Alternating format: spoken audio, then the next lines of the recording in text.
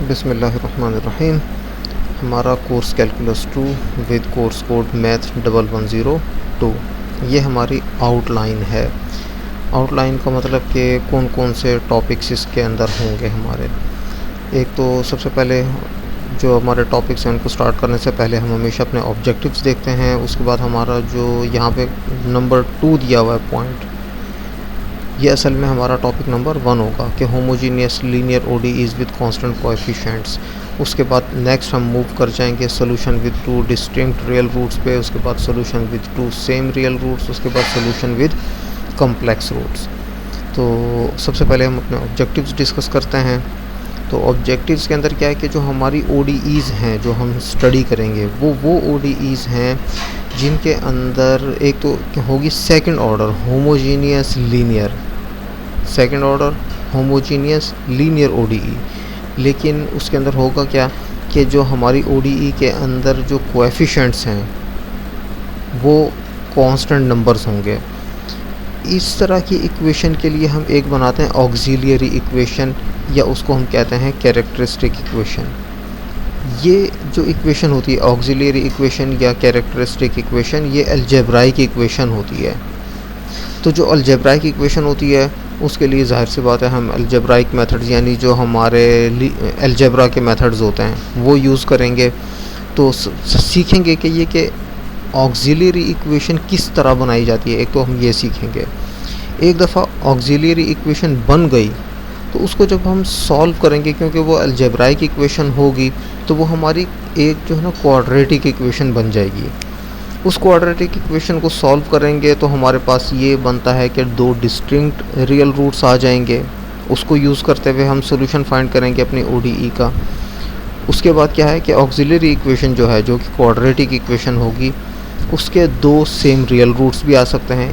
इस तरह का अगर केस हो तो किस तरह हम सॉल्यूशन फाइंड कर सकते हैं।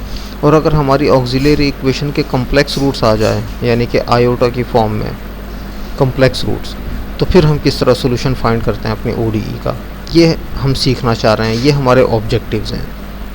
तो ऑक्सिलियरी इक्वेशन है क्या और किस तरह बनती है, ये जो हमारा पहला ऑब्जेक्टिव है, जो कि हमारी क्वाड्रेटिक इक्वेशन है, अलजेब्राइक इक्वेशन है, ये किस तरह बनती है, सबसे पहले ये सीखेंगे।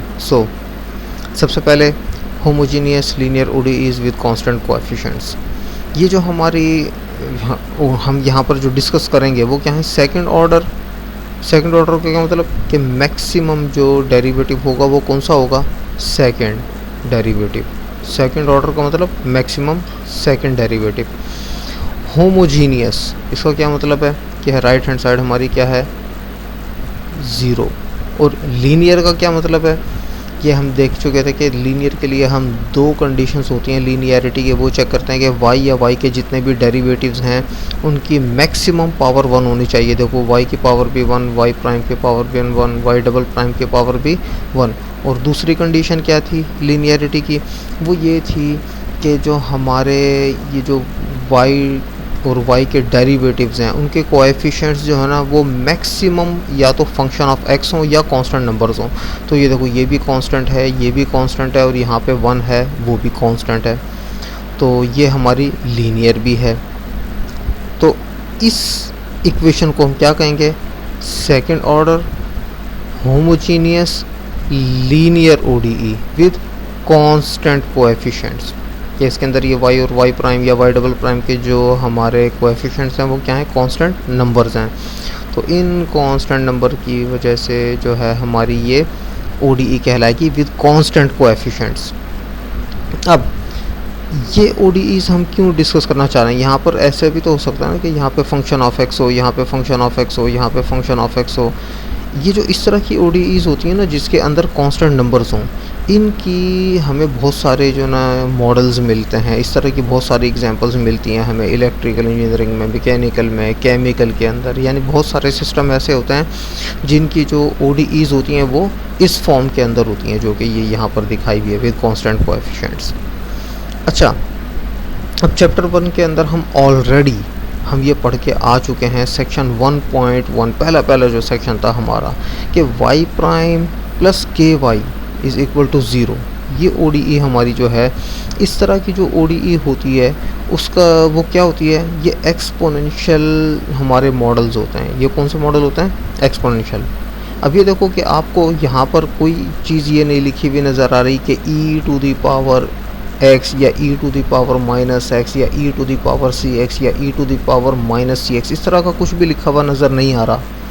लेकिन हमें ये पता है कि y प्राइम प्लस के वाई इज़ इक्वल टू 0, इस तरह की अगर ODE हो तो वो कौन सी होती है, हमारा कौन सा मॉडल होता है, वो हमारा एक्सपोनेंशियल मॉडल होता है। क्यों, क्योंकि जब हम इस ODE को सॉल्व करते हैं तो हमारे पास जो फंक्शन आता है सॉल्व करने के बाद, ODE का जो सोल्यूशन आता है वो क्या होता है, वो होता है y is equal to ce⁻−kx। ये हमने सॉल्व करके जब निकाला तो ये आया था, ठीक है।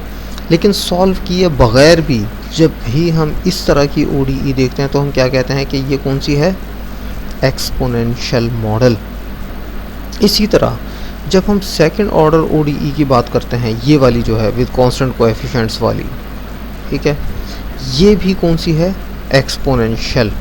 ये भी कौन सी होगी, एक्सपोनेंशियल मॉडल। क्योंकि इस तरह की जो ODEs होती हैं ना, जो कि सेकंड ऑर्डर भी हो, होमोजीनियस भी हो और लीनियर भी हो और कांस्टेंट कोएफिशिएंट्स हों, इस तरह की ODEs को जब भी हम सॉल्व करते हैं तो हमारे पास अल्टीमेटली क्या आता है, हमारे पास जो वो आते हैं सॉल्यूशंस, वो हमारे होते हैं एक्सपोनेंशियल। वो भी क्या होते हैं, एक्सपोनेंशियल। जिस तरह इसको सॉल्व करके एक्सपोनेंशियल आता है ना, इसको भी सॉल्व करोगे तो एक्सपोनेंशियल हमारे पास आएगा फंक्शन एंड में। तो इसीलिए इसके बारे में भी मैं यही कहूँगा कि ये जो हमारी second order homogeneous linear ODEs with constant coefficients होती हैं, इनके भी हमारे पास ये हमारा कौन से मॉडल को रिप्रेजेंट करती हैं, एक्सपोनेंशियल मॉडल। आइंदा से अब ये ध्यान में रखना है कि ये वाली इक्वेशंस जब भी होंगी तो हमारे पास सोल्यूशन कौन से होंगे, एक्सपोनेंशियल।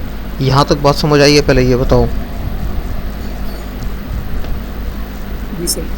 ओके, तो समरी ये है कि जो इस तरह की हमारी इक्वेशंस हैं, first order homogeneous linear with constant coefficient, इसका जो हमारे पे ये ODEs कौन सी हैं, ये एक्सपोनेंशियल की हैं। अब यहाँ पर ये देखो कि अगर ये वाली जो हमारी ODE है फर्स्ट ऑर्डर, इसको और इस पोर्शन को ay prime plus by is equal to 0, ये किससे मिलती जुलती है, इस ODE से, ठीक है। तो इसका हमारे पास ये एक्सपोनेंशियल मॉडल को रिप्रेजेंट करती है। तो ये अगर हम सेकंड ऑर्डर भी लेंगे तो ये भी हमारी किसको रिप्रेजेंट करेगी, एक्सपोनेंशियल मॉडल को। उसके बाद हम ने जब ये कहा कि ये वाली ODE जो है ODE 1, ये जब एक्सपोनेंशियल मॉडल को रिप्रेजेंट कर रही है तो इसका सोल्यूशन भी क्या होगा, कोई एक्सपोनेंशियल फंक्शन। तो हम ये सपोज करते हैं कि y is equal to e⁻λx ये सोल्यूशन है, ये हमने एज्यूम कर लिया, ठीक है। अब हम क्या करेंगे, हम इस लैम्डा की वैल्यू फाइंड करना चाह रहे हैं, ठीक है। देखो जब हमने ये कहा कि इसका सोल्यूशन जो है, इस ODE का सोल्यूशन एक्सपोनेंशियल फंक्शन होता है, तो हम कहते हैं कि ये रहा एक्सपोनेंशियल फंक्शन। लेकिन इस एक्सपोनेंशियल फंक्शन के अंदर हमें ये नहीं पता कि ये लैम्डा है क्या, ठीक है। ये तो हमने जनरल सोल्यूशन लिख दिया ना कि जनरली इस तरह का सोल्यूशन हो सकता है। इसमें अब करना क्या है, लैम्डा हमने फाइंड करना है, ठीक है। अब we have to find the value of lambda such that equation 1a is a solution of ODE 1। अच्छा, नाउ फ्रॉम इक्वेशन 2, इस इक्वेशन 2 से जब हमने ये कहा है कि ये हमारी क्या है, ये हमारा क्या है, सोल्यूशन है सेकंड ऑर्डर ODE का, तो हम क्या करेंगे, वेरीफाई करने के लिए हम हमेशा क्या करते हैं कि इसका फर्स्ट डेरिवेटिव लेंगे और फिर इसका सेकंड डेरिवेटिव लेंगे और फर्स्ट डेरिवेटिव को यहाँ पे पुट कर देंगे, सेकंड डेरिवेटिव को यहाँ पे पुट कर देंगे और जो ओरिजिनल फंक्शन है y is equal to e⁻λx उसको यहाँ पे पुट कर देंगे। यहाँ पे पुट करेंगे तो हमारे पास ऑटोमेटिकली क्या होना चाहिए, 0। क्यों, क्योंकि हम ये कह रहे हैं कि ये सोल्यूशन है। मैंने लास्ट लेक्चर के अंदर ये बताया था कि जब हमें ये पता हो कि ये सोल्यूशन है, जब हमें ये पता हो कि सोल्यूशन है कंफर्म पता हो तो हम क्या करते हैं कि जो y और y के डेरिवेटिव्स हैं वो मेन इक्वेशन के अंदर पुट करेंगे और हमें ऑलरेडी पता होगा कि आंसर आना ही ज़ीरो है, ऑटोमेटिकली ज़ीरो होगा। एक तो ये था ना कि टेस्ट करो, वेरीफाई करो कि क्या ये सोल्यूशन है। जब ये क्वेश्चन होता है ना कि क्या ये सोल्यूशन है, तो क्या करते हैं कि y और y के डेरिवेटिव्स पुट करेंगे लेफ्ट हैंड साइड पे, उसको सॉल्व करेंगे और अगर हमारा आंसर ज़ीरो आ जाए तो हम कहेंगे कि ये सोल्यूशन है। लेकिन जब हमें यही कह दिया गया कि ये सोल्यूशन है तो क्या करेंगे, यहाँ पे पुट करेंगे और आंसर ज़ीरो ही होगा हमेशा। क्यों? क्योंकि ये सोल्यूशन है। तो अब हमने ये कह दिया कि ये हमारा क्या है, सोल्यूशन। तो हम सोल्यूशन का जो है ना फर्स्ट डेरिवेटिव लेंगे। अब इसका फर्स्ट डेरिवेटिव क्या होगा, e to the power lambda x का derivative e to the power lambda x और लैम्डा एक्स का डेरिवेटिव लैम्डा, ये आ गया। उसके बाद इसका सेकंड डेरिवेटिव लेंगे y प्राइम का y डबल प्राइम। अब e to the power lambda x का e to the power lambda x और लैम्डा एक्स का डेरिवेटिव लैम्डा, वो लैम्डा इस पहले वाले लैम्डा से मल्टीप्लाई हो जाएगा तो ये क्या बन जाएगा, लैम्डा स्क्वायर्ड। अब हम क्या करते हैं, ये जो हमारी ODE थी इसके अंदर हम पुट कर देते हैं ये सारे जितने भी हमारे डेरिवेटिव्स हमने निकाले हैं। अब y डबल प्राइम की जगह क्या आ जाएगा, lambda squared e to the power lambda x, ये आ गया, प्लस a, ये आ गया। y प्राइम की जगह lambda e to the power lambda x, तो ये lambda e to the power lambda x, plus b, ये आ गया। और उसके बाद ये जो y है इसकी जगह क्या आ जाएगा, e to the power lambda x, ये आ गया, इज इक्वल टू ज़ीरो। चूँकि सोल्यूशन था तो ज़ीरो ही होगा हमारा ये। ठीक है, ये समझ आया कि हमने किया क्या है। सर ये हम जो कंसीडर किया, ये हम कोई और भी चीज़ कंसीडर कर सकते हैं? नहीं, इसकी वजह यह है कि ये तो देखो, एक इंजीनियरिंग मैथमेटिक्स और प्योर मैथमेटिक्स के अंदर एक फ़र्क समझो। अगर हम प्योर मैथमेटिक्स पढ़ रहे होते ना, यानी आप मैथमेटिक्स के स्टूडेंट होते केमिकल इंजीनियरिंग के बजाय, तो हम क्या करते, हम ये करते कि इसको सॉल्व करते और आंसर निकालते, तो हमें पता चलता है कि आंसर किस फॉर्म में आ रहा है, एक्सपोनेंशियल फंक्शन आ जाता है हमारा। हमेशा एक्सपोनेंशियल फंक्शन ही आएगा। इस तरह की ODE को जब भी सॉल्व करोगे आंसर क्या आएगा, हमेशा एक्सपोनेंशियल फंक्शन आएगा हमारा आंसर।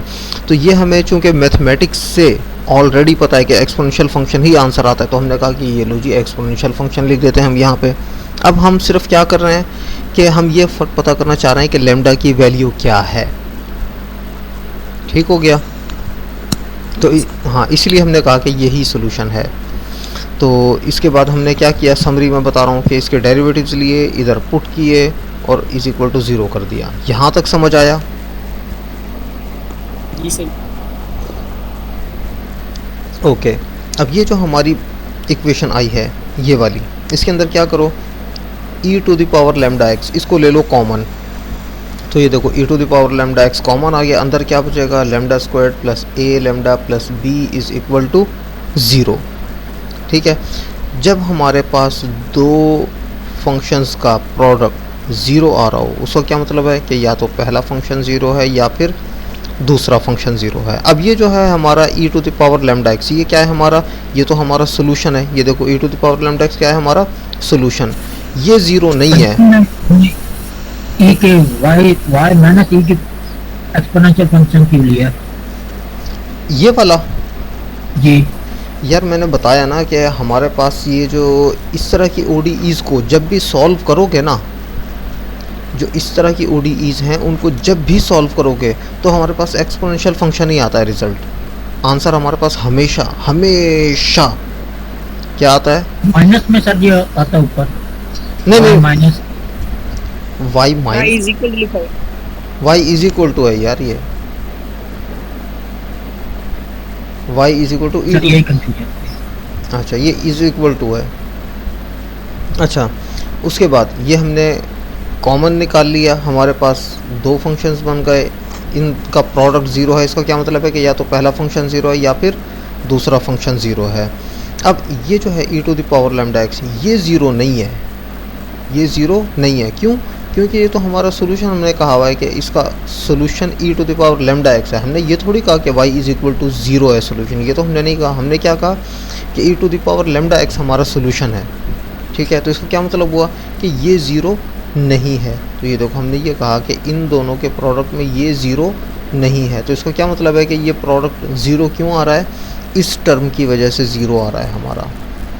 ठीक है, अब ये वाली टर्म हमने किसके इक्वल कर दी, ज़ीरो के। अब ये देखो ये जो हमारी इक्वेशन है ये किससे रिजेंबल करती है, क्वाड्रेटिक इक्वेशन से। कौन सी, A X square plus B X plus C is equal to zero.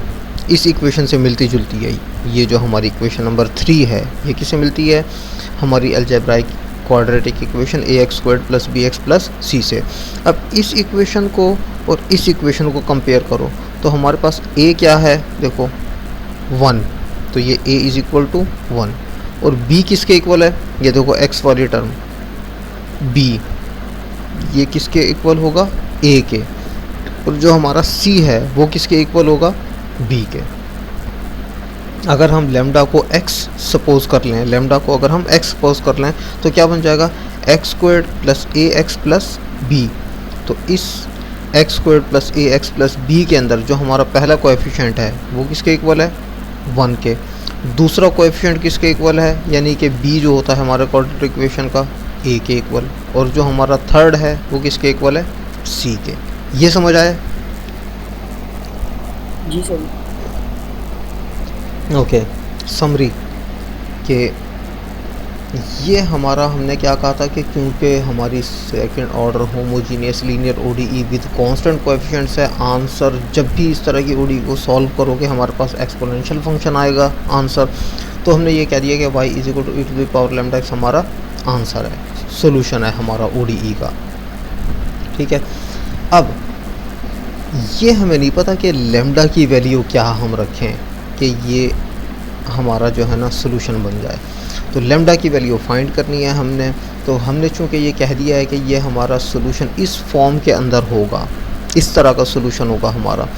तो हम क्या करेंगे, चूँकि ये हमारा सोल्यूशन है तो इसका y के जो डेरिवेटिव्स हैं उनको हम अपनी ओरिजिनल ओडीई के अंदर पुट करेंगे, वो इक्वल टू 0 होगा। ओरिजिनल ओडीई में पुट करने के बाद ये 0 आ गया। इधर से e to the power lambda x हमने कॉमन निकाल लिया, ये आ गया अंदर, हमारे पास ये बच गया। अब इसका हमें पता है कि ये हमारा क्या था, सोल्यूशन है। तो सोल्यूशन हमारा 0 नहीं है, सोल्यूशन तो e to the power something into x होगा ना, तो ये तो 0 नहीं है, तो ये 0 नहीं है। ये देखो ये 0 नहीं है। तो फिर ये आंसर 0 क्यों आ रहा है, क्योंकि हमारा ये 0 है, ये जो lambda square plus A Y plus B है ये किसके इक्वल है, 0 के। इस वजह से इसका आंसर 0 आ रहा है। अब ये किससे मिलती जुलती है, क्वाड्रेटिक इक्वेशन से। तो इसके coefficients a is equal to 1, b is equal to a and c is equal to b, ये हमारी ये बन गई। अब उसके बाद जो हमारी क्वाड्रेटिक इक्वेशन होती है A X square plus B X plus C is equal to 0, और हमारी जो ऑक्सिलरी इक्वेशन है lambda square plus A Y plus A lambda square plus A lambda plus B is equal to 0, इन दोनों को अगर हम कंपेयर करें इन दोनों इक्वेशंस को तो हमें क्या पता चल रहा है कि a इज़ इक्वल टू 1 और b is equal to a और c is equal to b। तो ये देखो a is equal to 1, b is equal to a, c is equal to b।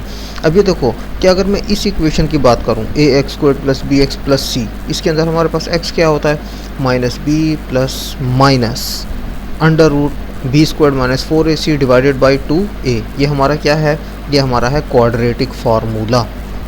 ठीक हो गया। अब इस क्वाड्रेटिक फार्मूला के अंदर हम क्या करेंगे, ये जो ये वाली वैल्यूज़ हैं ये पुट कर देंगे हम डायरेक्ट। तो x हमारा क्या है, असल में लैम्डा है, माइनस बी यानी कि माइनस a ये आ गया, प्लस माइनस ये आ गया, square root of B square, B क्या है a, तो ये आ जाएगा a square minus 4ac, a 1 है और c क्या है b, तो 4ac। सॉल्व करेंगे, ये नीचे 2a भी है, 2 इंटू a, तो a क्या है हमारा 1, तो 2a।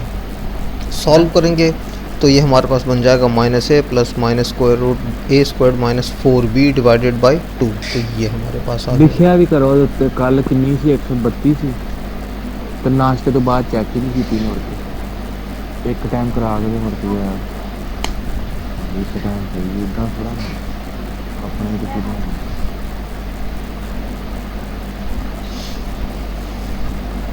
अच्छा, ये जो हमारे पास है लेमडा, ये क्या आ गया minus A plus minus square root of A square minus 4b divided by 2। तो यहाँ से हमारे पास लेमडा 1 जो दो रूट्स बन जाएंगे, एक प्लस के साथ और एक माइनस के साथ। जो प्लस वाला रूट है उसको हम लेमडा 1 का नाम दे देते हैं और जो माइनस साइन के साथ रूट है उसको हम लेमडा 2 का नाम दे देते हैं। ये समझ आया यहाँ तक? Yes sir. Yes sir. Okay, अब हमने क्या कहा था कि y is equal to e to the power lambda x, ये क्या है सोल्यूशन है। और हमने फाइंड क्या करना था लैम्डा, कि लैम्डा क्या है।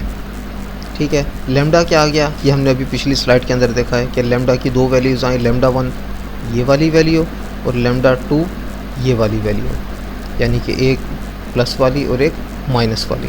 तो फिर हमारे पास सोल्यूशन क्या बन जाएगा, हमारे पास चूँकि लैम्डा की यहाँ पे ये वाला जो लैम्डा है हमारे सोल्यूशन के अंदर, चूँकि इसकी दो वैल्यूज़ हैं तो हमारा सोल्यूशन की भी दो वैल्यूज़ होंगी। पहला जो सोल्यूशन होगा वो लैम्डा 1 के साथ होगा और जो दूसरा सोल्यूशन होगा वो क्या होगा लैम्डा 2 के साथ। अब हमें ये पता है कि देखो कि लैम्डा 1 और लैम्डा 2 ये क्या हैं, डिफरेंट हैं। क्यों, यहाँ पे ये माइनस ए के अंदर ऐड हो रहा है और ये माइनस के अंदर से सब्ट्रैक्ट हो रहा है। तो ये और ये दो नंबर्स जो हैं ये क्या होंगे, डिफरेंट होंगे। तो lambda 1 is not equal to lambda 2। तो इसका क्या मतलब है कि E to the power lambda 1x और E to the power lambda 2x are two different functions of x। ये हमारे क्या हैं, डिफरेंट फंक्शंस होंगे। क्यों, लैम्डा 1 और लैम्डा 2 डिफरेंट हैं तो ये फंक्शंस भी क्या होंगे, डिफरेंट। और फिर जब हम इनको डिवाइड करेंगे कि y1 डिवाइडेड बाई y2, तो ये क्या होगा E to the power lambda 1x over E to the power lambda 2x। ये भी हमारा क्या होगा, ये हमारा फंक्शन ऑफ x होगा। ये हमारा क्या होगा, फंक्शन ऑफ x। ये कांस्टेंट नहीं है। जब हमारे पास y1 डिवाइडेड बाई y2 या y2 डिवाइडेड बाई y1 ये कांस्टेंट ना हो तो हम क्या कहते हैं कि हमारे जो फंक्शंस हैं वो लीनियरली इंडिपेंडेंट फंक्शंस हैं। जब इंडिपेंडेंट फंक्शन हो तो वो क्या होते हैं, दे फॉर्म बेसिस। तो फिर हम सोल्यूशन को किस तरह लिखते हैं हमारे, फिर हम लिखते हैं कि y is equal to c1y plus c2y2। ये हमारा क्या होता है, जनरल सोल्यूशन। अब देखो c1 क्या हो गया, एज इट इज़ आ गया, और y1 क्या है, E to the power lambda 1x plus c2 ये आ गया, और y2 क्या है, E to the power lambda 2x। अब ये बताओ कि ये समझ आया? सर ये पिछली स्लाइड की आखिरी सेंटेंस है सर, उसका एक्सप्लेन कर दो। ये वाला जिसे जो अब लास्ट देखो ये पता क्या, ये जो मैं आप लोगों की पकड़ाइयाँ करता हूँ ना कि आप लोगों ने पिछला लेक्चर तैयार नहीं किया, वो यहाँ से पता चल रहा होता है मुझे। ये हमने पिछले लेक्चर में भी देखा था कि जब हमारे पास दो सॉल्यूशन आते हैं, second order homogeneous linear ODE हमने फर्स्ट सेक्शन के अंदर पढ़ी थी, सेक्शन 2.1 के अंदर।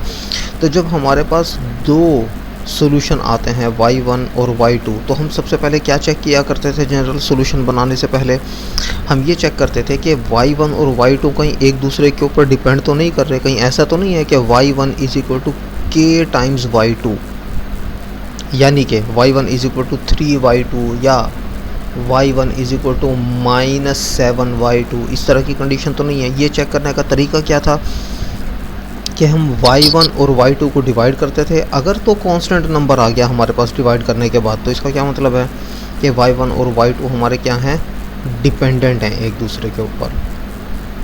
ठीक है, तो यहाँ पर भी चूँकि हमने ये देख लिया कि लैम्डा 1 और लैम्डा 2 दो डिफरेंट वैल्यूज़ हैं, तो इसका क्या मतलब हुआ कि y1 और y2 हमारे क्या हैं, दो डिफरेंट सोल्यूशन हैं। जब हमारे दो डिफरेंट सोल्यूशन होंगे तो y1 डिवाइडेड बाई y2 जो होगा वो कांस्टेंट नहीं होगा, वो कांस्टेंट नहीं होगा। इसका क्या मतलब हो गया कि y1 और y2 जो हैं ये लीनियरली इंडिपेंडेंट हैं, और जो लीनियरली इंडिपेंडेंट सॉल्यूशंस होते हैं उनको हम क्या कहते हैं, बेसिस। और जब हमारे पास दो सॉल्यूशन हो y1 और y2 जो कि लीनियरली इंडिपेंडेंट हों, तो हम जनरल सॉल्यूशन को किस तरह लिखते हैं, y is equal to c1y1 plus c2y2। 2, ये हमारा जनरल सॉल्यूशन होता है। और y1 हमने क्या अभी भी फाइंड किया है, e to the power lambda x, और y2 क्या फाइंड किया है, e to the power lambda 2x। ये देखो ये हम पिछली स्लाइड के अंदर निकाल कर आए हैं अभी, ये y1 और ये y2। तो ये हमारा क्या है, ये हमारा जनरल सॉल्यूशन आ जाता है हमारा ODE का। But this is not general solution because the term a² minus 4b in equation 4a will decide the solution. अब इसके अंदर क्या है हमारा कि ये जो है ना हमारी टर्म, ये स्क्वायर रूट के अंदर a² माइनस 4b ये डिसाइड करेगी सारी चीज़ें। क्यों?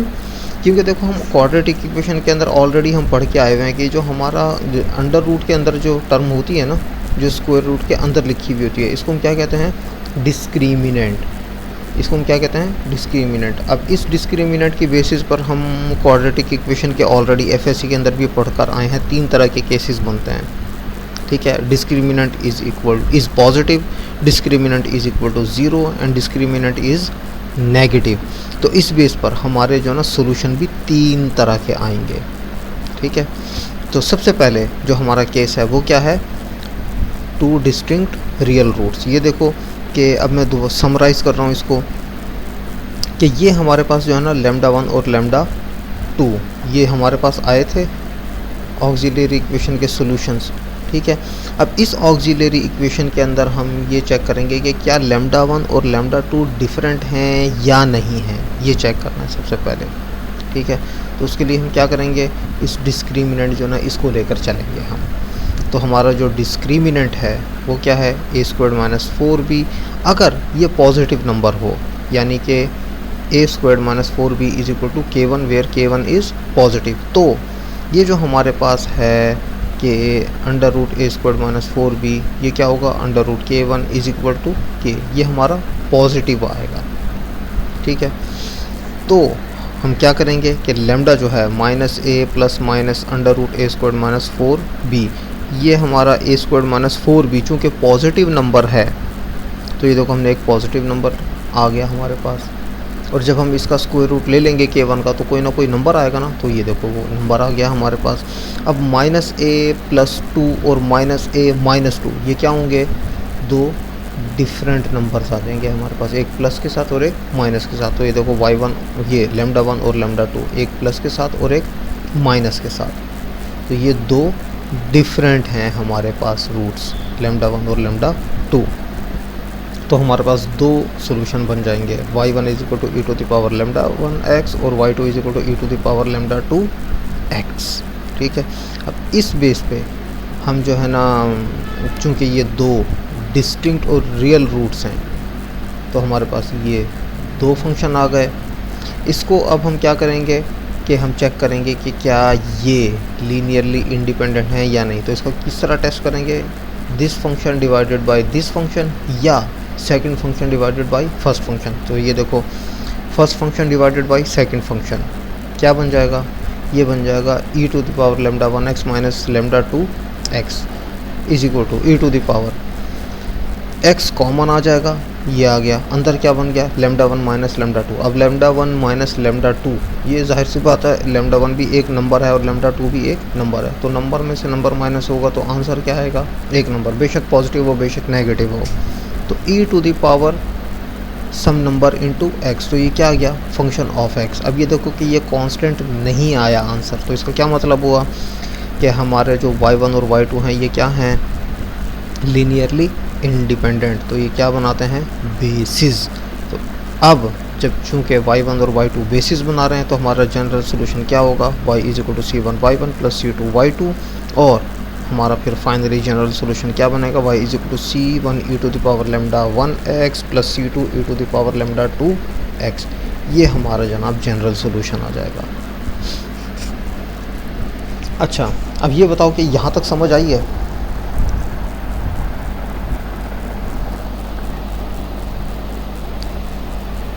हाँ जी,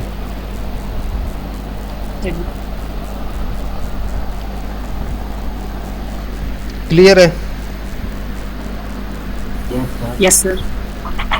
ओके, अब ये देखो ये हमारी ODE थी with constant coefficients. Second order homogeneous linear ODE with constant coefficients, ये हमारी मेन इक्वेशन है। अब इसकी ऑक्सिलरी इक्वेशन कैसे बनेगी? इसकी ऑक्सिलरी इक्वेशन बनाने का तरीका ये होता है कि जहाँ जहाँ y है वहाँ वहाँ लैम्डा लिख दो सिर्फ, और कुछ भी नहीं करना। और जो सेकंड डेरिवेटिव है वो 2 बन जाएगा, फर्स्ट डेरिवेटिव 1 बन जाएगा और फर्स्ट डेरिवेटिव 0 बन जाएगा। तो लैम्डा टू द पावर 0 क्या होगा? 1। तो 1 इंटू बी बी। तो ये हमारा ऑक्सिलरी इक्वेशन बनाने का तरीका है। यानी कि अगर इस ODE को कंपेयर करो इस ऑक्सिलरी इक्वेशन के साथ, अगर इसको ODE को कंपेयर करें ऑक्सिलरी इक्वेशन के साथ, तो हम क्या देख रहे हैं कि y double prime is equal to lambda square. तो देखो y double prime is equal to lambda square और y prime is equal to lambda. तो ये देखो y prime is equal to lambda to the power 1 is equal to lambda. और जो हमारा y है ये क्या है? 1। तो y इज इक्वल टू 1 और 1 क्या है? Lambda to the power 0। देखो y double prime lambda raise to the power 2, y prime lambda raise to the power 1, y is equal to lambda raise to the power 0। तो ये हमारी जो auxiliary equation होती है उसको बनाने का तरीका ये होता है कि y डबल प्राइम की जगह आपने लैम्डा स्क्वायर पुट करना है, y प्राइम की जगह आपने लैम्डा पुट करना है और y की जगह 1 पुट करना है। तो हमारी क्या बन जाएगी? Auxiliary equation. ये समझ आई है? जी सर। ओके। अब ये देखो, अब हम क्या करते हैं, एग्जांपल्स अपने सॉल्व करते हैं। ठीक है, हमारी एग्जांपल 1 है कि हमारे पास second order homogeneous linear ODE with constant coefficient ही है। ये वाली देखो, ये है y double prime minus y is equal to 0। इसको सॉल्व करना है। दूसरा क्या है? अब ये देखो यहाँ पर हमें इनिशियल वैल्यू नहीं दी हुई, तो इसका क्या मतलब है कि हम सिर्फ जनरल सोल्यूशन फाइंड कर सकेंगे। उसके बाद ये जो हमारी एग्जांपल 2 है, इसके अंदर वो कह रहा है कि solve the initial value problem. अब ये हमारी ODE आ गई कांस्टेंट कोएफिशिएंट्स वाली, और इनिशियल वैल्यू जो सेकंड ऑर्डर ODE होती है वो क्या होती है? 3 इक्वेशंस के ऊपर मुश्तमिल होगी। एक हमारी ODE होगी, एक हमारी जो है इनिशियल कंडीशन वो विद आउट फर्स्ट डेरिवेटिव होगी। देखो यहाँ पे कोई डेरिवेटिव नहीं दिया हुआ। और तीसरी इक्वेशन कौन सी होगी? डेरिवेटिव वाली, फर्स्ट डेरिवेटिव वाली। तो ये 2 एग्जांपल्स हैं, इनको हम सॉल्व करते हैं। तो सबसे पहले एग्जांपल नंबर 1 क्या थी? y double prime minus y is equal to 0। अब इसकी सबसे पहले क्या बनानी है? ऑक्सिलरी इक्वेशन बनानी है। ऑक्सिलरी इक्वेशन बनाने का तरीका क्या था? y double prime is equal to lambda squared, y prime is equal to lambda. अब यहाँ पे y प्राइम नहीं दिया हुआ, तो इसका क्या मतलब है कि लैम्डा क्या होगा? 0 और y क्या होगा? 1। तो ये बन जाएगी हमारे पास lambda squared minus 1 is equal to 0। तो ये देखो ये हमारी क्या बन गई? ऑक्सिलरी इक्वेशन कि lambda squared minus 1 is equal to 0। उसके बाद 1 को इक्वेशन के दूसरी साइड पर ले जाएंगे तो ये बन जाएगा y squared is equal to 1, sorry lambda squared is equal to 1। और दोनों साइड पर जब हम स्क्वायर रूट लेंगे तो हमारे पास बन जाएगा lambda is equal two plus minus 1। तो ये देखो 2 नंबर्स आ गए हमारे पास, एक +1 और एक -1। तो लैम्डा 1 +1 हो गया और लैम्डा 2 -1 हो गया। तो हमारे पास जो सोल्यूशन होगा वो क्या होगा? y1 is equal to e to the power lambda 1 x, और लैम्डा 1 क्या है? 1 इंटू x x, तो ये आ गया e to the power x। और y2 ये है e to the power lambda 2x, और लैम्डा 2 क्या है? -1 इंटू x माइनस x। ये हमारे पास क्या आ गया? दूसरा सोल्यूशन। पीछे तो हमने लैम्डा को y डबल प्राइम के इक्वल लिया था, और यहाँ पे एक मिनट यहाँ पर चेक करो कहाँ लिया हुआ है मैंने। लास्ट में सर जब ऑक्सिलरी इक्वेशन बनाएंगे तब। ये देखो ना, ये ऑक्सिलरी इक्वेशन वाली ले तो आया मैं। y डबल प्राइम की जगह लैम्डा स्क्वायर्ड और y प्राइम की जगह लैम्डा आएगा। अब इस इक्वेशन के अंदर y प्राइम कहाँ है पहले तो ये दिखाओ मुझे। जब y प्राइम नहीं है तो इसका क्या मतलब हुआ कि लैम्डा भी नहीं होगा, लैम्डा स्क्वायर्ड होगा। ये देखो y डबल प्राइम की जगह लैम्डा स्क्वायर्ड, तो ये देखो y डबल प्राइम की जगह लैम्डा स्क्वायर्ड। उसके बाद y प्राइम वाली इसमें है ही नहीं, और y की जगह क्या आ जाएगा? ये देखो y की जगह क्या आ जाएगा? 1। तो क्या बन जाएगा? लेमडा स्क्वायर्ड -1, क्लियर है? Yes sir. हाँ, तो ये देखो lambda squared -1 is equal to 0। Lambda उस वक्त आता जब यहाँ पे y का फर्स्ट डेरिवेटिव भी दिया हुआ होता। क्लियर है ये चीज़? Yes sir clear. ओके, तो lambda squared -1 is equal to 0। यहाँ से लेमडा की दो वैल्यूज़ आ गई, एक +1 एक -1। तो पहला सोल्यूशन बन जाएगा e⁻ लेमडा 1x, और लेमडा 1 हमारा 1 है तो e⁻x ये एक आ गया हमारे पास, और दूसरा सोल्यूशन e⁻ लेमडा 2x। अब लेमडा 2 क्या है? -1, तो -1 × x e⁻−x। अब ये देखो दो सोल्यूशन आ गए ना।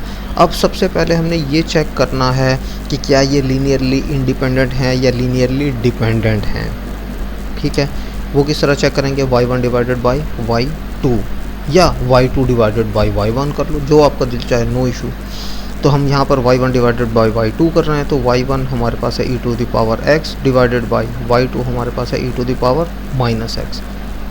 ये e⁻−x ऊपर जाके e⁻x बन जाएगा, और इसको सॉल्व करेंगे तो e⁻2x। This is not constant. y1 over y2 is not a constant. तो इसका क्या मतलब हुआ कि y1 और y2 जो हैं ये लीनियरली इंडिपेंडेंट फंक्शन हैं हमारे, और जो हमारे लीनियरली इंडिपेंडेंट फंक्शंस होते हैं उसके साथ हमारा जो जनरल सोल्यूशन होता है वो क्या होता है? y is equal to c1 y1 plus c2 y2। तो ये हमारे पास बन जाएगा y is equal to c1, और y1 क्या है? e⁻x प्लस c2, y2 क्या है? e⁻−x। ये हमारे पास क्या आ गया? General solution. General solution. अगर हमें इनिशियल वैल्यूज़ गिवन होती हैं तो इसका हम पर्टिकुलर सॉल्यूशन भी फाइंड कर सकते थे, लेकिन चूँकि नहीं दी हुई तो सिर्फ जनरल सॉल्यूशन आएगा। ये हमारा जनरल सॉल्यूशन आ गया। ये समझ आया? एग्जांपल समझ आ गई? ये सवाल हाँ जी, पूछो। सर जी, आपने पहले बताया था कि जब डबल डेरिवेटिव हो फिर सिंगल हो उसके बाद कांस्टेंट हो तो फिर उसका सॉल्यूशन यानी कि एक्सपोनेंशियल होता है, लेकिन इसमें सर वो सिंगल डेरिवेटिव है नहीं, तो फिर हम इसका सॉल्यूशन नहीं, मेरी बात सुनो। मैं जो इम्पोर्टेंट चीज़ है वो ये कि इसका मैंने कहा था ना, ये वाली इक्वेशन, ठीक है, इसका ये मतलब नहीं है।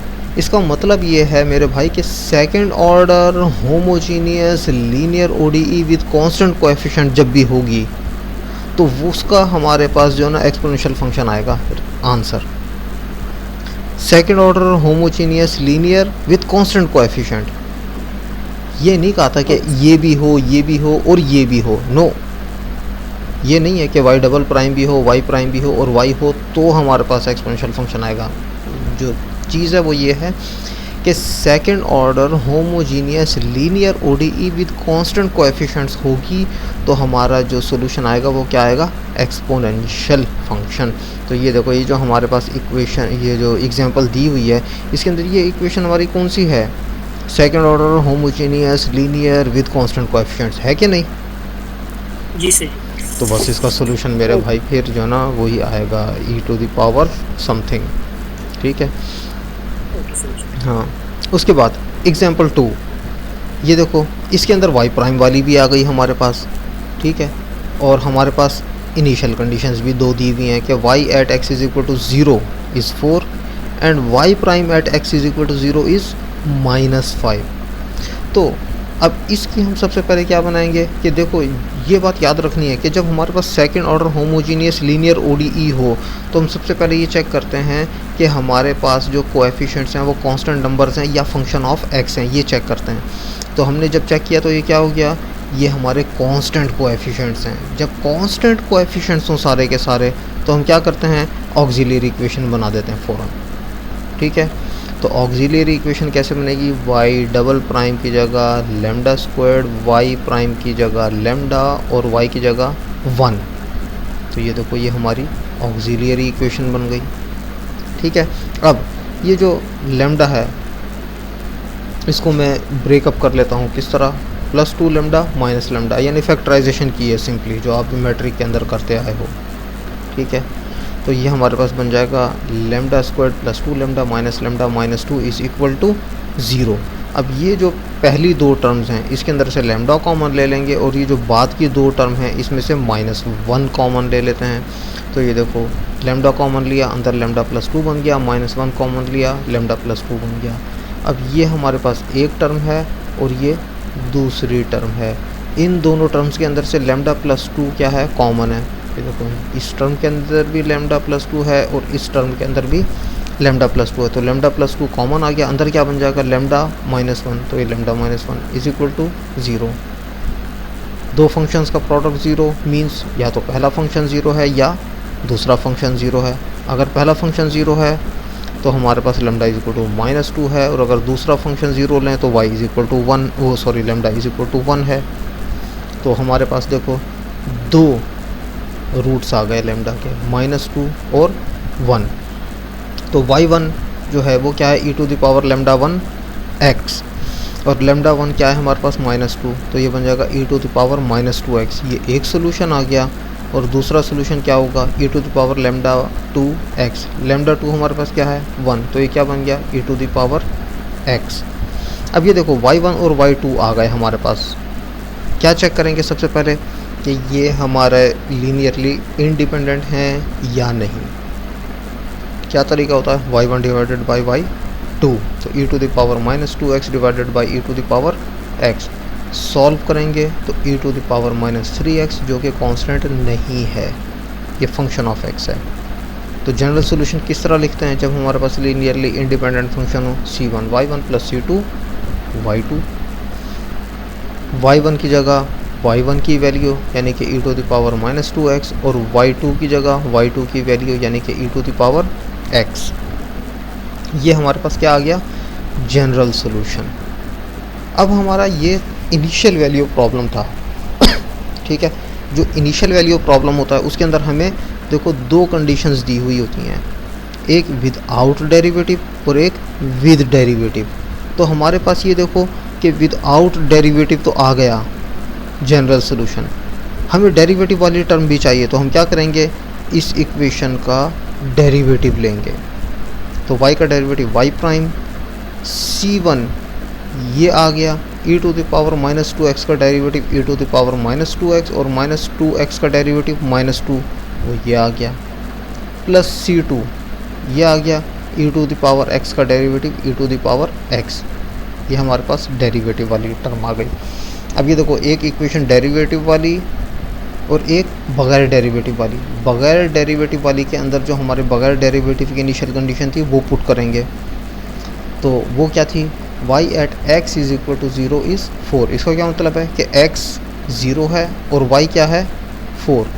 तो y की जगह 4 आ जाएगा, ये आ गया, और x की जगह क्या आ जाएगा 0।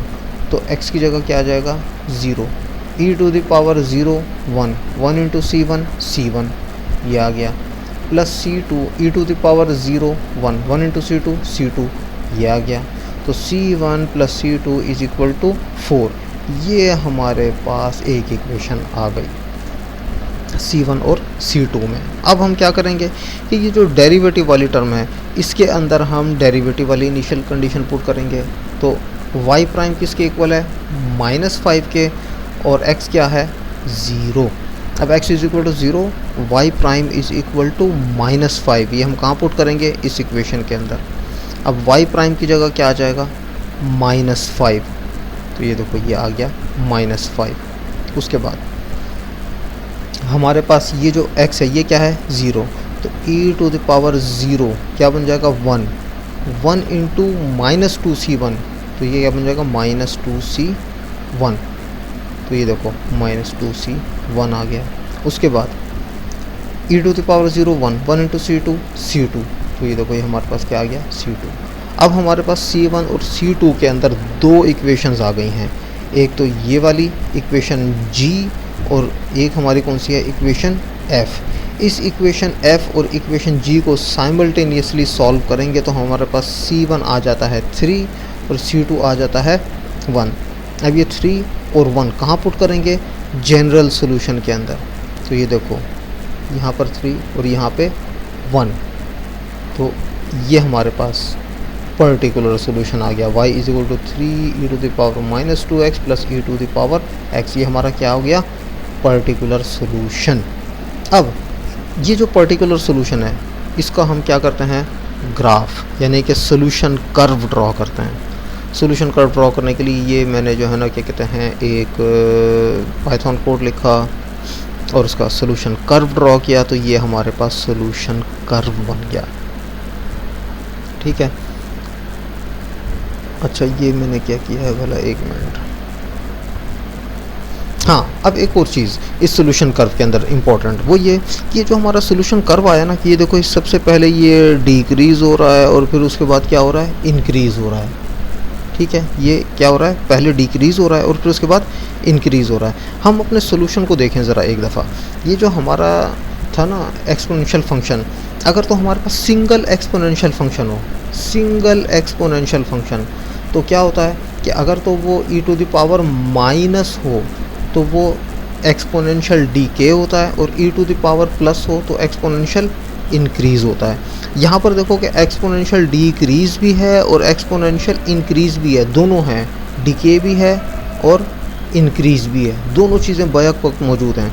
तो हम क्या करते हैं कि हम यहाँ पर x की वैल्यू पहले 0 पुट करके y चेक करते हैं, फिर 0.1 करके y चेक करते हैं, फिर 0.2 करके y चेक करते हैं। तो आप ये देखोगे कि जब आप इस तरह करोगे ना, x की डिफरेंट वैल्यूज़ पुट करोगे, तो हमारे पास ये देखो x की वैल्यू 0 के ऊपर ये exponential function raise to the power x, और ये e to the power minus 3x, और उसके बाद ये इनका सोल्यूशन, ये वो आ गया कम्बिनेशन।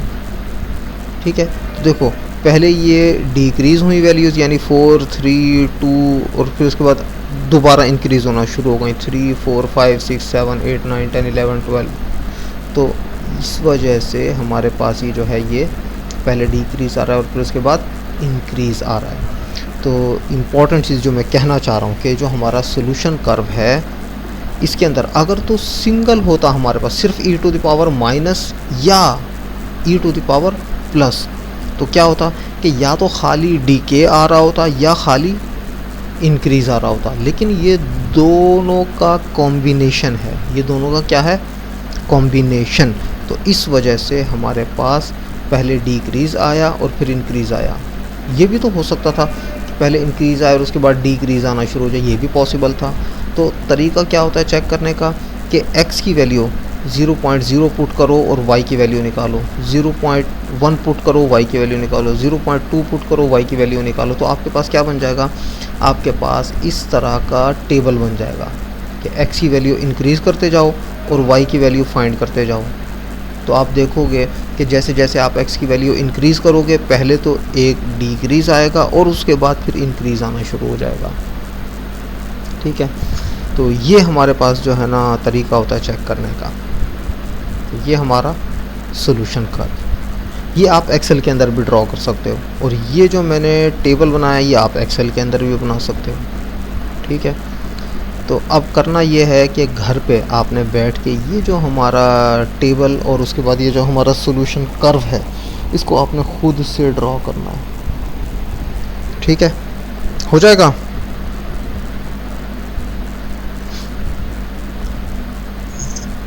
देखो ट्राई करके देखते हैं। ट्राई यार, देखो सिंगल कर्व तो मैंने ड्रॉ करना सिखाए थे ना, कि एक सिंगल कर्व अगर ड्रॉ करना हो वो कैसे करते हैं वो तो मैंने सिखाया था आपको। ठीक है ना, तो इसको करो, ना और हो तो मुझसे पता करो, मैं आपको एक्सेल के ऊपर बता दूंगा कि किस तरह होना है ये। लेकिन ड्रॉ करना है कर्व खुद, किसी से हेल्प लिए बगैर। ठीक है, अच्छा उसके बाद ये तो हमारा केस था कि हमारे पास दो डिस्टिंक्ट रियल रूट्स हों, λ1 और λ2 दो डिफरेंट वैल्यूज़ हों। जब दो डिफरेंट वैल्यूज़ होती हैं हमारे पास, तो हमारे पास दो सॉल्यूशन बनेंगे y1 और y2, और उसके बेस पर फिर हम जनरल सॉल्यूशन बना देते हैं। लेकिन हमारे पास ये भी तो हो सकता है कि जो हमारा डिस्क्रिमिनेंट है यानी कि स्क्वायर रूट के अंदर जो वैल्यू दी हुई है a² - 4b, ये हमारे पास क्या हो 0, यानी कि a² - 4b क्या है 0। जब ये ज़ीरो हो जाएगा हमारे पास ए स्क्वायर माइनस 4b, तो इसका क्या मतलब होगा, स्क्वायर रूट किसका होगा, ज़ीरो का। तो ज़ीरो का स्क्वायर रूट क्या होता है, ज़ीरो। तो ये क्या बन जाएगा, माइनस ए डिवाइडेड बाई 2। तो माइनस ए डिवाइडेड बाई 2। तो फिर लैम्डा की सिंगल वैल्यू आ रही है, देखो माइनस ए डिवाइडेड बाई 2। तो हमारे पास एक ही सोल्यूशन आएगा, y1 is equal to e to the power lambda x, और लैम्डा क्या है, माइनस ए डिवाइडेड बाई 2। तो सेक्शन 2.1 के अंदर हम ऑलरेडी ये पढ़कर आए हुए हैं कि अगर हमारे पास एक सोल्यूशन नोन हो तो दूसरा हम किस तरह फाइंड करते हैं, बाय रिडक्शन ऑफ ऑर्डर। दूसरा हम किस तरह फाइंड करते हैं, बाय रिडक्शन ऑफ ऑर्डर। वो क्या था, वो ये था कि हम उसमें एज्यूम करते थे कि y2 is equal to u into first solution. ठीक है, ये हम ऑलरेडी सेक्शन 2.1 के अंदर ऑलरेडी करके आ चुके हैं कि हमारे पास अगर एक सोल्यूशन नोन हो तो दूसरा हम रिडक्शन ऑफ ऑर्डर के तरीके से फाइंड कर सकते हैं। तो ये हमारे पास अब तकरीबन 15 मिनट हैं। तो ये हमारे पास देखो कि ये नोन है, ये हमने फाइंड करना है। किस तरह फाइंड कर सकते हैं, इस सॉल्यूशन को आप मल्टीप्लाई कर दो एक फंक्शन u से। ठीक है, अब उसके बाद ये हम क्या कह रहे हैं कि ये हमारा क्या है, सॉल्यूशन है, दूसरा सॉल्यूशन ये वाला y2 is equal to u/1। y1 तो हम ऑलरेडी निकाल चुके हैं ना। y1 कैसे निकाला कि ये जो हमारा डिस्क्रिमिनेंट था इसको हमने सॉल्व किया, ये हमारा ज़ीरो आया, उसकी बेस पर हमारा लैम्डा क्या बन गया, एक सिंगल रूट, बजाय इसके कि दो डिफरेंट वैल्यूज़ आए एक वैल्यू आई। और चूँकि लैम्डा की एक वैल्यू आई है तो हमारे पास सोल्यूशन भी एक ही आएगा। ठीक है, अब एक सोल्यूशन तो आ गया। अब हमने सेक्शन 2.1 के अंदर भी पढ़ा था कि अगर एक सोल्यूशन नोन हो तो दूसरा रिडक्शन ऑफ ऑर्डर से फाइंड कर सकते हैं। तो ये देखो, ये रिडक्शन ऑफ ऑर्डर का मेथड यूज़ कर लेते हैं। वो क्या था कि दूसरा solution is equal to u into पहला सोल्यूशन। तो ये देखो, ये आ गया हमारे पास। अब ये क्या है, सेकंड सोल्यूशन है। सेकंड सोल्यूशन क्या है, u/1। अब चूंकि ये सोल्यूशन है तो हम क्या करेंगे कि y2 प्राइम भी निकालेंगे, y2 डबल प्राइम भी निकालेंगे, और इसको हम अपनी ओरिजिनल ODE जो थी उसके अंदर पुट करेंगे, उसको वो ऑटोमेटिकली ज़ीरो आएगा। क्यों, क्योंकि ये सोल्यूशन है।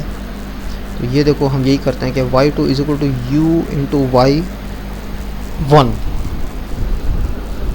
ये जो हमारे पास है u इंटू y1,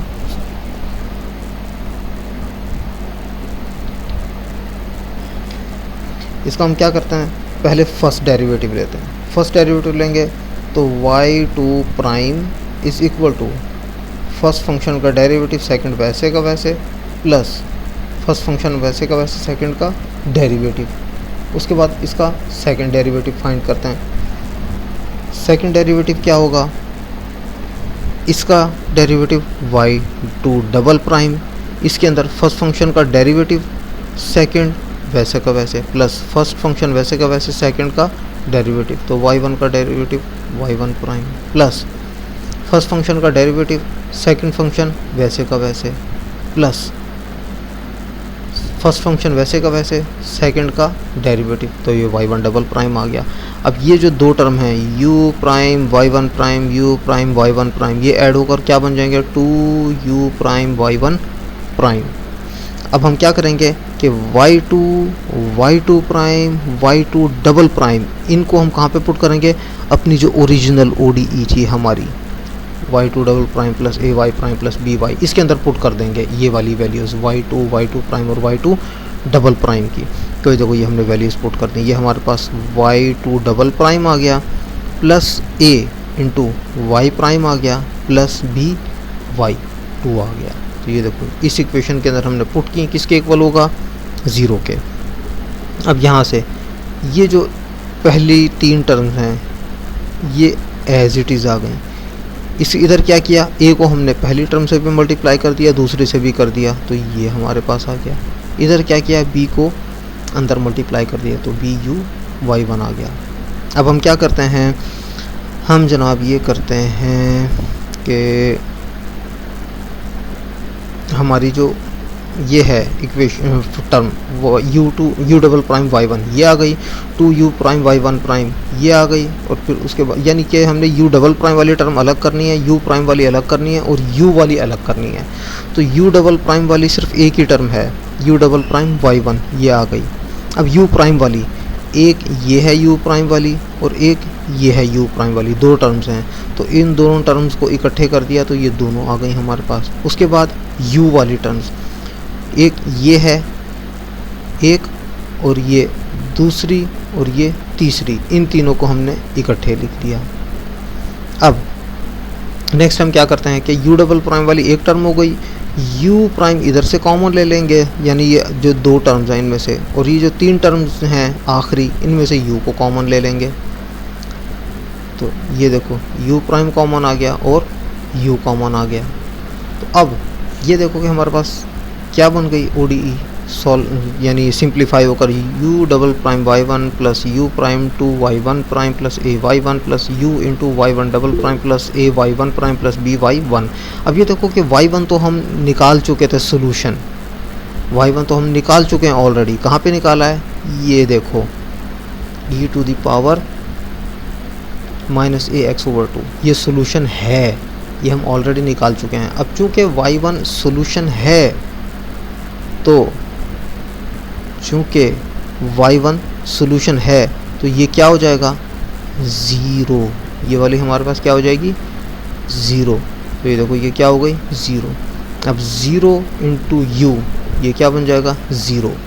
तो हमारे पास सिर्फ ये दो चीज़ें बच जाएंगी, ये दो टर्म्स, एक u डबल प्राइम वाली और एक u प्राइम वाली। देखो u डबल प्राइम वाली और u प्राइम वाली, ये जो थर्ड टर्म थी इसके अंदर ये y1 चूँकि सोल्यूशन था तो ये हमारे पास क्या बन जाएगा 0। तो ये 0 आ गया इंटू u, तो हमारे पास ये u डबल प्राइम वाली और u प्राइम वाली सिर्फ ये टर्म्स बच गए, इज इक्वल टू 0। ये बताओ कि यहाँ तक समझ आया है? ये हम पहले भी करके आए हुए हैं सेक्शन 2.1 के अंदर, ये हम दोबारा कर रहे हैं। समझ आए? ओके। अब ये देखो ये हमारे पास डबल डेरिवेटिव और सिंगल डेरिवेटिव u का, वो वाली दो टर्म्स इज इक्वल टू 0 आ गई। अब ये जो हमारे पास अंदर है 2y1 प्राइम प्लस ay1, ये इसको हम देखते हैं कि 2y1 प्राइम प्लस ay1। अब y1 प्राइम क्या होगा, ये हमारे पास होगा minus a/2 e to the power minus ax/2। ये कहाँ से आया हमारे पास, ये देखो हमारे पास जो y1 है, y1 वो क्या था, वो हमारे पास था e to the power minus ax/2, ये y1 है। जब हम y1 का डेरिवेटिव लेंगे, y1 का जब डेरिवेटिव लेंगे तो वो क्या होगा, y1 का derivative y1 prime, e to the power minus ax/2 का derivative e to the power minus ax/2, और माइनस ax/2 का derivative minus a/2। Minus a/2 पहले लिख दिया और e to the power minus ax/2 बाद में लिख दिया। ठीक है, तो क्या बन गया कि y1 prime is equal to minus a/2 e to the power minus ax/2। ये देखो ये, तो ये जो y1 प्राइम की वैल्यू है ये वाली, ये हम कहाँ पे पुट कर देंगे, y1 प्राइम की जगह।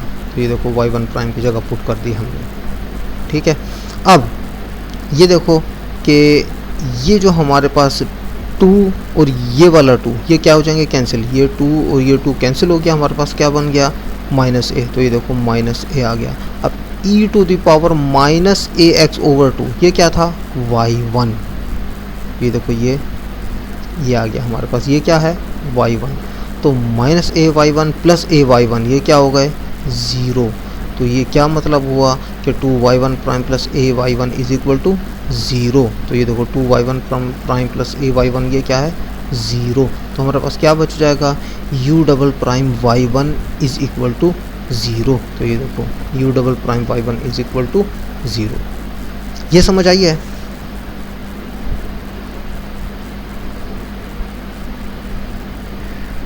हाँ जी,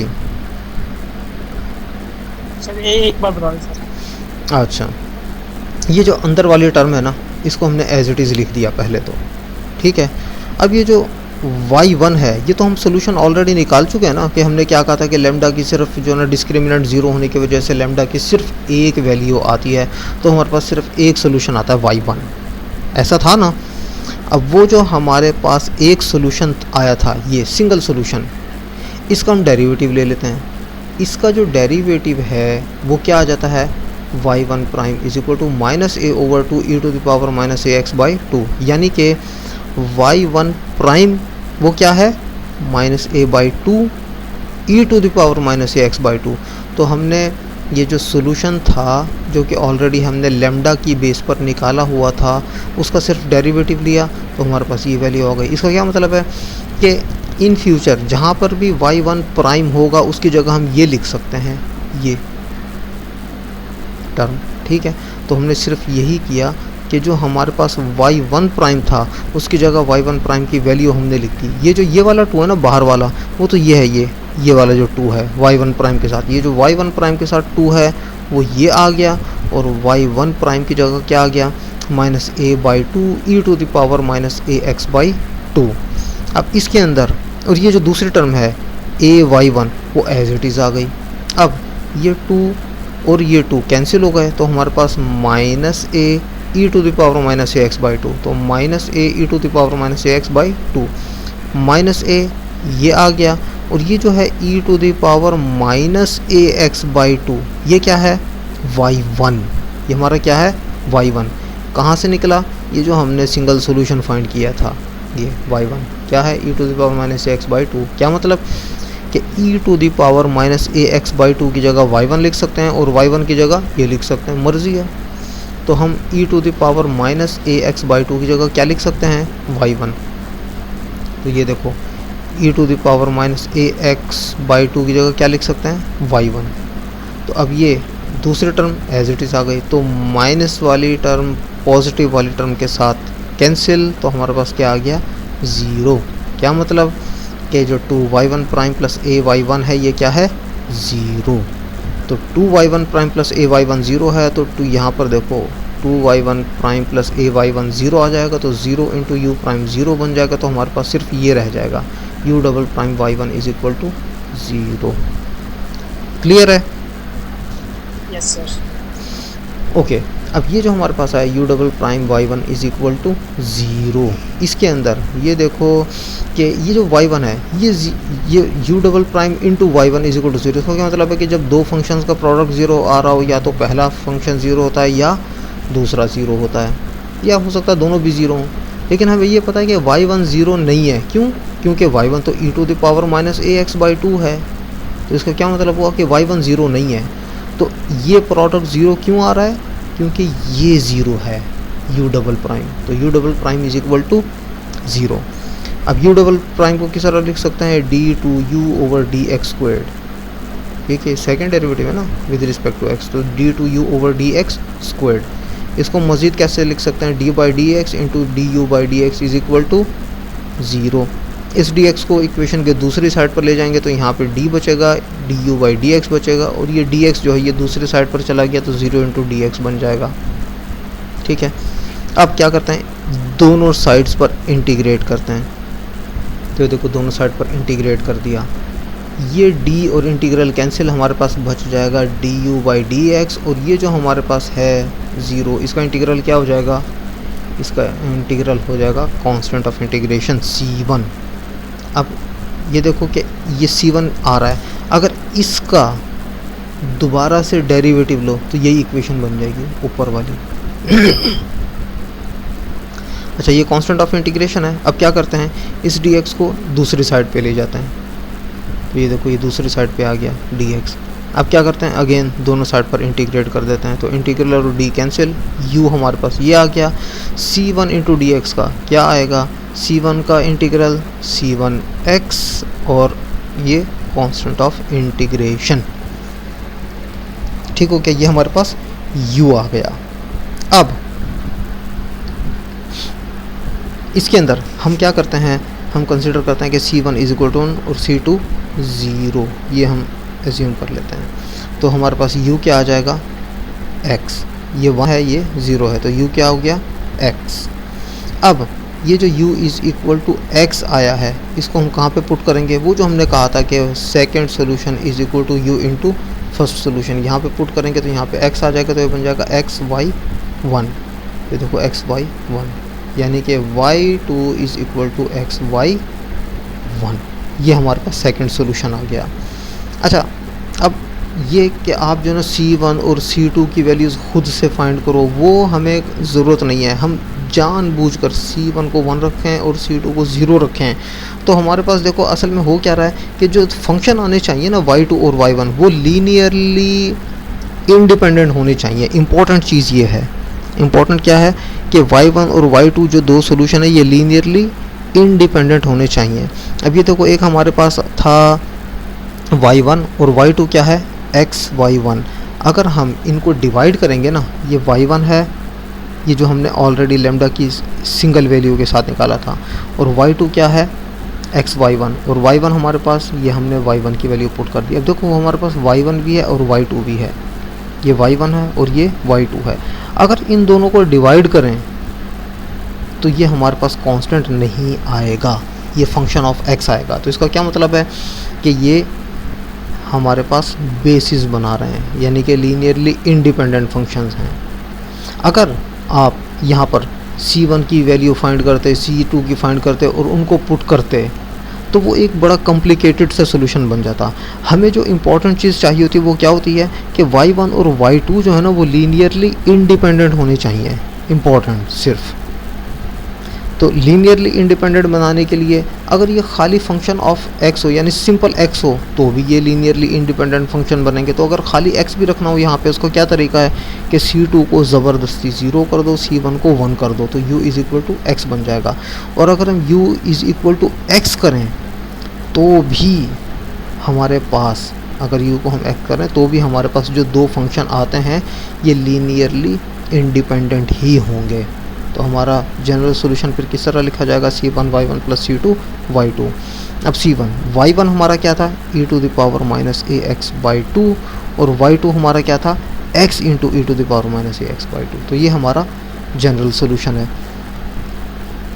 अब इस जनरल सॉल्यूशन में से e to the power minus ax/2 ये कॉमन आ जाता है। ये देखो ये कॉमन आ गया, अंदर क्या बचा C1x प्लस C2, ये हमारे पास आ गया। इसको हम क्या कर देते हैं, इसको बाद में लिख देते हैं। तो ये बन जाएगा C1x plus C2 into e to the power minus ax/2। ये हमारा है जो है ना जनरल सॉल्यूशन है ऑक्सिलरी इक्वेशन का। कब, जब ऑक्सिलरी इक्वेशन का एक रूट हो सिर्फ, ठीक है।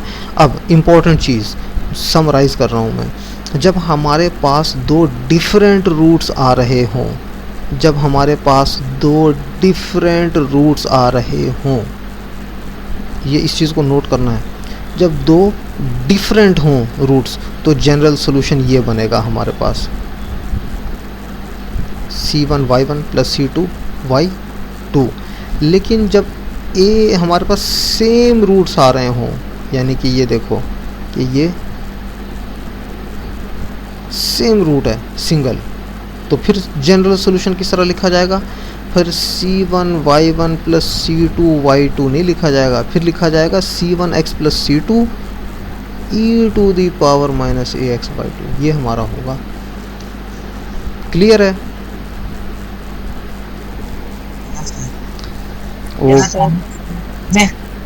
ओके जी। सो ये लेक्चर का टाइम भी ख़त्म हो चुका है, बल्कि 1 मिनट ऊपर हो गया है। तो बाकी अगर कोई चीज़ ना समझ आए नेक्स्ट लेक्चर के अंदर पूछ लेना है, और इसका जो बाकी पोर्शन है वो भी हम नेक्स्ट लेक्चर के अंदर फिर कवर करेंगे। ठीक है जी। अटेंडेंस ले लेते हैं जी, अटेंडेंस अभी ले लेते हैं।